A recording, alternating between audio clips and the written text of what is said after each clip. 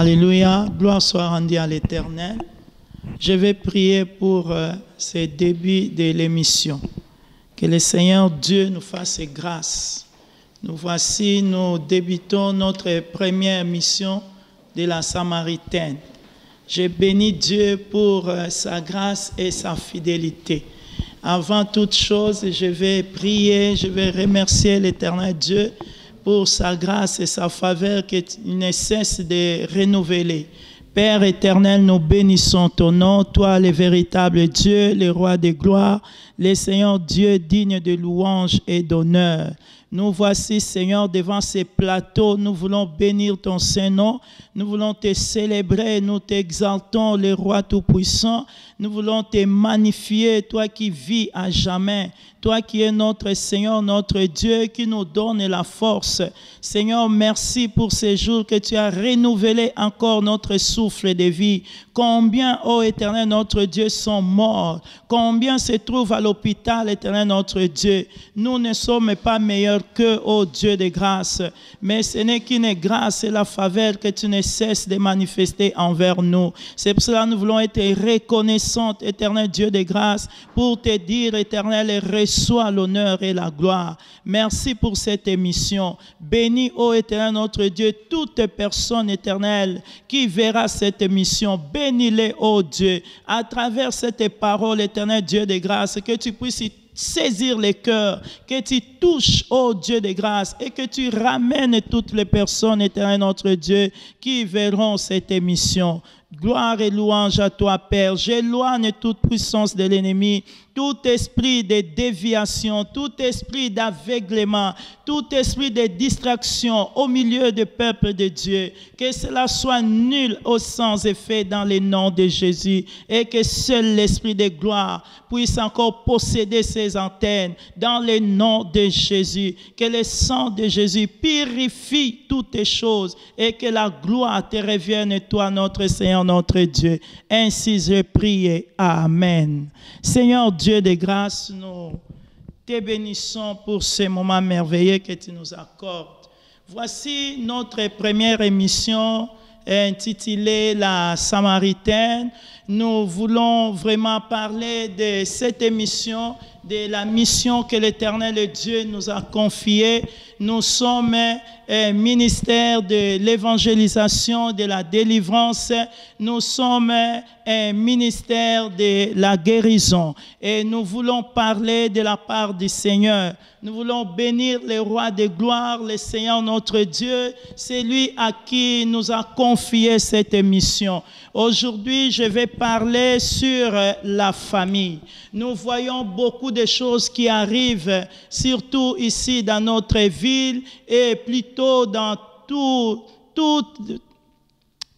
le monde ici. Nous voyons aujourd'hui comment est-ce que les familles sont brisées. Et le Seigneur nous donne un message de pouvoir amener ce message pour la restauration. Nous voulons prier le Seigneur pour la restauration dans les familles. Et le Seigneur nous accorde cette parole, les paroles de la réconciliation, de la restauration, que nous puissions parler à chaque fois de ce que Dieu veut pour son peuple.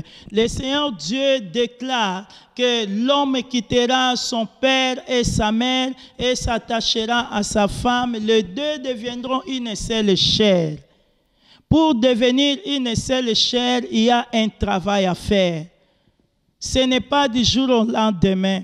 Pour devenir une seule chair, tu dois toi-même prendre tes responsabilités. Cela veut dire l'homme doit prendre sa responsabilité, la femme aussi doit prendre sa responsabilité pour avoir maintenant une unité de la famille.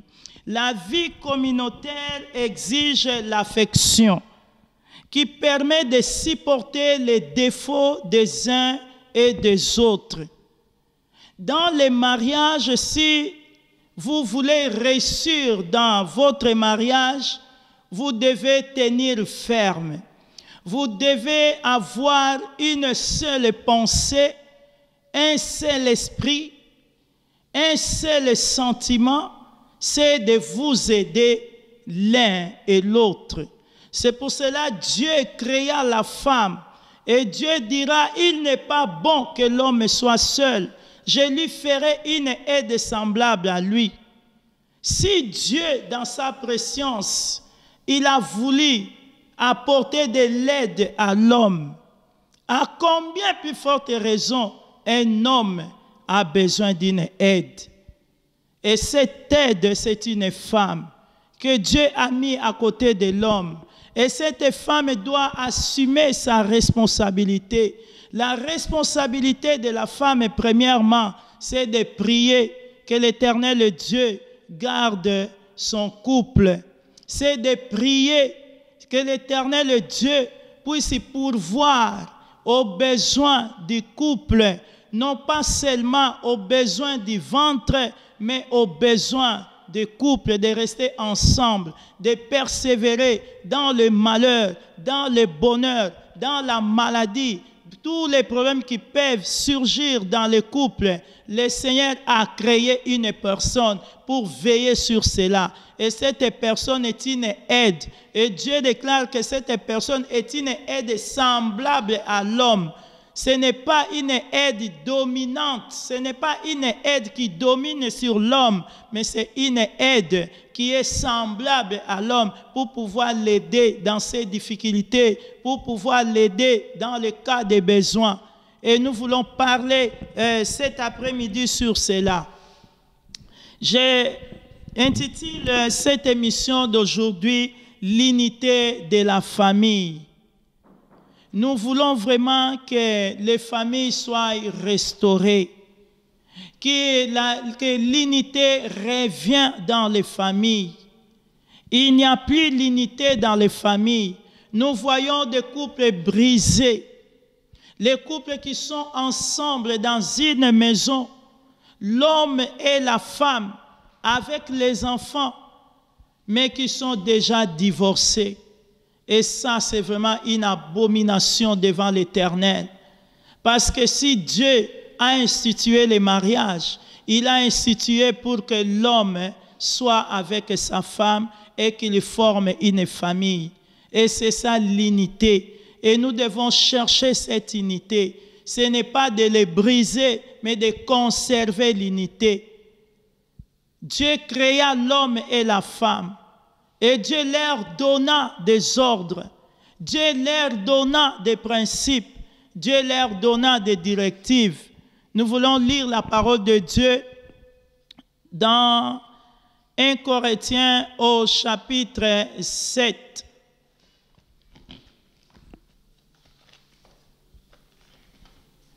1 Corinthiens chapitre 7, je vais lire la parole de Dieu. Comme ça, nous allons comprendre tous quelle est la pensée de Dieu pour les mariages. Quelle est la pensée de Dieu pour la famille. La Bible déclare dans 1 Corinthiens chapitre 7, au verset 2 à 5, la Bible dit toutefois pour éviter la débauche, que chacun ait sa femme et que chaque femme ait son mari. Que le mari rende à sa femme ce qu'il lui doit et que la femme agisse de même envers son mari. Ce n'est pas la femme qui dispose de son corps, c'est son mari. De même, ce n'est pas le mari qui dispose de son corps, c'est sa femme. Je vais m'arrêter là pour aujourd'hui parce que mon but à moi aujourd'hui, c'est de parler de l'unité de la famille. Et dans cette unité de la famille, Dieu déclare que l'homme doit être avec sa femme. Et Dieu dit que chaque femme aussi doit avoir son mari. Et il continue à dire ceci, que le mari rende à sa femme ce qu'il lui doit et que la femme agisse de même envers son mari. Qu'est-ce que le mari doit à sa femme? Le mari doit de l'amour à sa femme. Et le Seigneur dit que la femme aussi agisse de même envers son mari. La femme a une responsabilité aussi d'être soumise à son mari, de respecter son mari, d'aider son mari. Et la Bible continue à dire, ce n'est pas à la femme qui dispose de son corps, c'est son mari qui dispose le corps de sa femme. De même, ce n'est pas le mari qui dispose de son corps, c'est sa femme. Ton corps, papa, ton corps n'appartient pas à toi, ton corps appartient à ta femme. Femme, ton corps n'appartient pas à toi, mais cela appartient à ton mari. Et les deux, vous devez savoir que si vous êtes ensemble, vous n'êtes pas ensemble par hasard. Vous n'êtes pas ensemble parce que tu as rencontré quelqu'un, tu l'as appelé, tu l'as aimé. Vous êtes ensemble parce que Dieu l'a décidé ainsi. Et comme Dieu l'a décidé ainsi, c'est à toi, l'homme, de chercher comment maintenant tu vas agir envers ta femme. Et la femme de chercher comment elle va agir envers son mari. Car ton corps à toi, homme, ce n'est pas ton corps, ne t'appartient pas. Tu ne disposes pas de ton corps, mais c'est le corps de ta femme. Ainsi pour la femme, pour son mari. Nous devons savoir que dans le foyer, nous sommes une seule chair. C'est pour cela que la Bible déclare que l'homme quittera son père et sa mère et s'attachera à sa femme. Les deux deviendront une seule chair. Pour devenir une seule chair, ce n'est pas un travail d'aujourd'hui.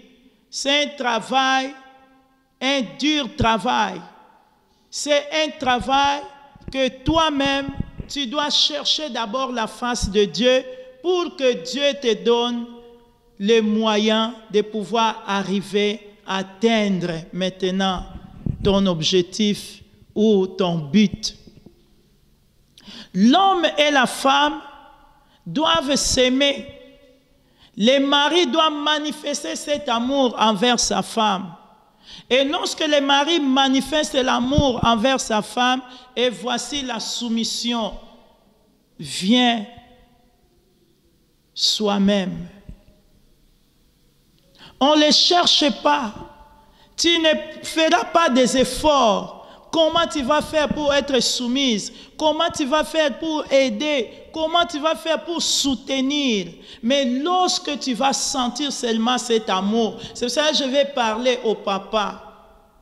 Vous devez manifester l'amour envers vos femmes.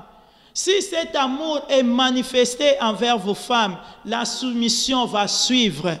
Aujourd'hui, s'il y a beaucoup d'échecs dans les mariages, c'est parce que chacun veut son propre intérêt. L'homme veut se faire respecter. L'homme veut que sa femme puisse l'aimer, mais il ne veut pas aimer sa femme. Il ne veut pas non plus respecter sa femme. La femme veut que son mari l'aime, mais cette femme n'aime pas son mari. C'est pour ça que nous voyons beaucoup de dégâts. Il y a une seule chose à faire, recours à la parole, recours à Dieu. On en a marre d'entendre parler des couples ceci, des couples par là, alors qu'il y a une seule chose à faire, c'est de revenir auprès de Dieu. J'ai toujours l'habitude de dire que lorsque, comme c'est Dieu qui a institué les mariages, et quand il y a un pépin dans les mariages, nous devons retourner à la source. Chercher celui qui a institué les mariages. Chercher celui qui a permis que tu puisses te rencontrer avec ta femme. Et si tu cherches l'Éternel, c'est là l'Éternel Dieu qui a fait l'approche de cette femme envers toi. Le Seigneur va te donner l'inspiration. Il va te donner la révélation. Comment est-ce que tu vas agir pour ta femme et comment est-ce que la femme va agir pour son mari. Nous ne sommes plus maintenant dans les temps de distraction, de pouvoir encore enseigner les gens comment il faut faire. Mais chaque personne retourne à la parole, retourne à Dieu, retourne à la parole de Dieu. Retour à la prière. Parce que seule la prière peut donner la solution à tous les problèmes que nous sommes en train de vivre. Seule la prière peut donner la solution. C'est pour ça que le Seigneur dit prier sans cesse. Nous devons prier sans cesse. Il y a beaucoup de gens qui disent, mais je vais prier, qu'est-ce que je vais demander? Tu vas demander la grâce, tu vas demander la faveur, tu vas demander la solution à tous les problèmes que tu es en train de traverser. Si tu ne demandes pas la solution aux problèmes que tu es en train de traverser là-bas, comment est-ce que tu auras la réponse? Tu dois chercher la face de Dieu. Et si tu cherches la face de Dieu, cela est valable pour l'homme et la femme. Ce n'est pas seulement à une personne de chercher la face de Dieu. Mais tous doivent chercher la face de Dieu pour que le Seigneur Dieu accomplisse sa parole, pour que vous puissiez devenir une seule chair. Vous devez faire recours à la parole, spiritualiser votre couple, spiritualiser votre foyer, spiritualiser votre mariage. Si vous voulez voir la main de l'Éternel, on peut bel et bien porter des conseils, mais si le Seigneur Dieu ne fait pas partie de votre couple, on peut porter des conseils, mais ça va entrer dans l'une oreille et sortira dans l'autre. Parce qu'une personne ne peut rien faire sans l'Esprit de l'Éternel. Mais si vous êtes ensemble dans le Seigneur, on peut aussi poser la question, mais ceux qui vivent ensemble longtemps, qui ne connaissent pas le Seigneur, est-ce que vis-tu avec eux? Tu connais les problèmes qui se passent dans leur maison? Mais pour les enfants de Dieu, recours à la parole de Dieu. Le diable ne veut pas que deux personnes soient ensemble. C'est pour cela qu'il y a tant de problèmes dans les foyers. Rien que si l'homme ne travaille pas, cela devient un problème dans les couples. Vous trouvez ça normal? Est-ce que l'homme a dit qu'il ne va pas travailler ou bien il ne trouve pas de travail? Et s'il ne trouve pas de travail, quel est votre rôle à faire? Ce n'est pas de prier pour que l'Éternel Dieu donne du travail? Parce que c'est lui-même qui a dit que celui qui ne travaille pas ne mange pas. Et si tu ne manges pas, est-ce que tu vivras? Le manque de travail, le chômage dans ta vie ne peut pas causer la destruction. Parce que le Seigneur est la réponse à toutes choses. Le Seigneur est celui qui donne la solution. Les problèmes des enfants, parce que les enfants se sont rebellés, est-ce que cela peut amener le divorce dans la maison? Non, je ne pense pas. Mais recours à la parole, à ce Dieu-là qui a dit que les enfants sont une bénédiction qui vient de ma part. Retournez à Dieu. Priez au Seigneur qui vous a donné les enfants, afin que Dieu puisse saisir leur cœur, que Dieu saisisse leurs pensées et qu'ils puissent revenir à Dieu. Quel est le problème que vous avez? Vous-même, vous connaissez les problèmes que vous avez, mais le Seigneur te dit, faites connaître tous vos besoins par des prières et des supplications, avec des actions de grâce. Et la paix qui surpasse toute intelligence gardera vos cœurs en Jésus-Christ. Pour avoir la paix, que ton cœur soit gardé en Jésus, tu dois faire connaître ton problème. Beaucoup disent, si je fais connaître mon problème, les gens vont se moquer de moi. Peu importe que les gens se moquent, mais que toi, tu fasses connaître ton problème à Dieu, pour que Dieu te donne la solution. Ceux qui se moquent n'ont pas de problème, mais toi, fixe tes regards vers le Seigneur. C'est lui qui t'a donné ce mariage, lui qui t'a donné les enfants, lui qui t'a béni, lui qui t'a enlevé de là où tu étais et le Seigneur Dieu t'a donné un sens, alors reviens en lui.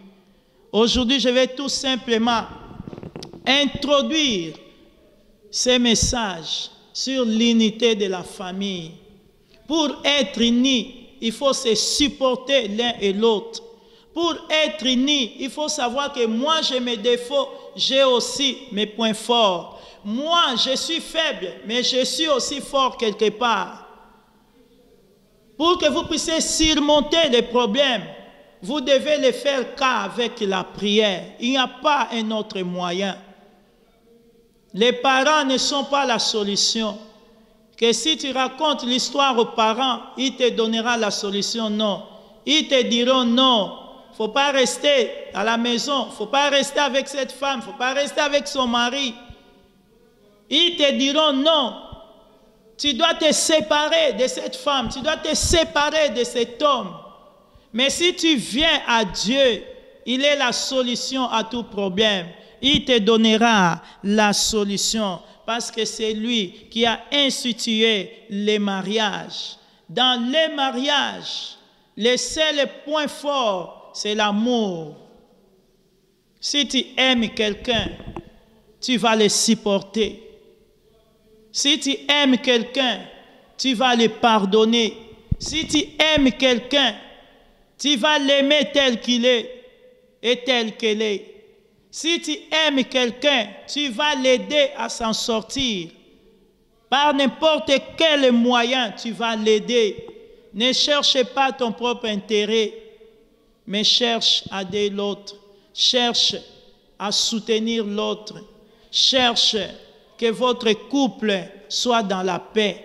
Que votre couple ait la puissance, la gloire de l'Éternel et que dans votre maison, la gloire de l'Éternel puisse y régner.